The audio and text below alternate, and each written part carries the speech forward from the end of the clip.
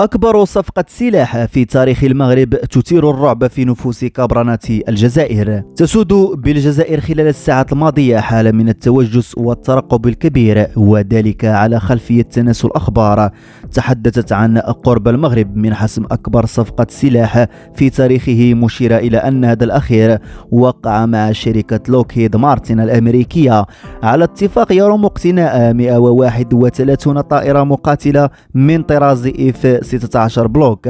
قبل أن تؤكد أن هذه الخطوة تندرج في سياق يتميز بتكثيف التعاون العسكري والاستخباراتي بين الرباط وواشنطن. وارتباطا بهذا الموضوع الذي أثار مخاوف كبيرة بين قادة الجزائر، فقد خصصت إذاعة مونت كارلو الدولية حيزا لهذه الصفقة عبر مقال نشرته عبر بوابتها الإلكترونية عنونته ببعض مناورات مشتركة.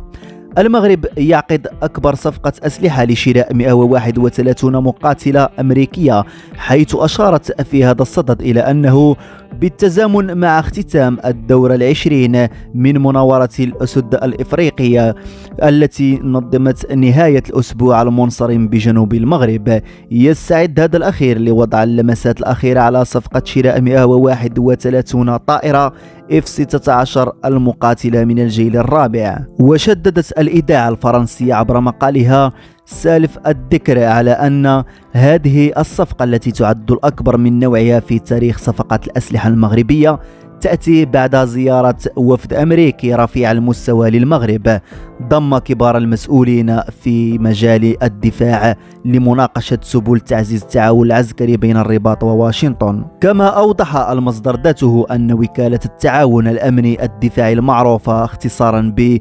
DSA، وهي أحد أقسام وزارة الدفاع الأمريكية، كانت قد أعلنت الأسبوع الفارط عن بدء عملية تصنيع طائرات F-16 المعروفة باسم الأفعى لصالح المغرب، مشيرا إلى أن عددا من المحللين العسكريين يرون في هذه الصفقة خطوة هامة بالنسبة للمغرب من أجل تعزيز قدراته الدفاعية والهجومية، تنضاف إلى الترناسة المتطورة التي حصل عليها منذ تجديد علاقاته مع إسرائيل بموجب اتفاقيات إبراهيم لعام 2020 التي رعتها الولايات المتحدة. في مقابل ذلك استغلت وسائل إعلام جزائرية مأجورة لنظام الكابرانات هذا الموضوع من أجل توجيه تهم مجانية للمغرب ومعه دولة الإمارات الشقيقة التي وصفتها بممول صفقة السلاح الضخمة هاته، مشيرة إلى أن هذه الخطوة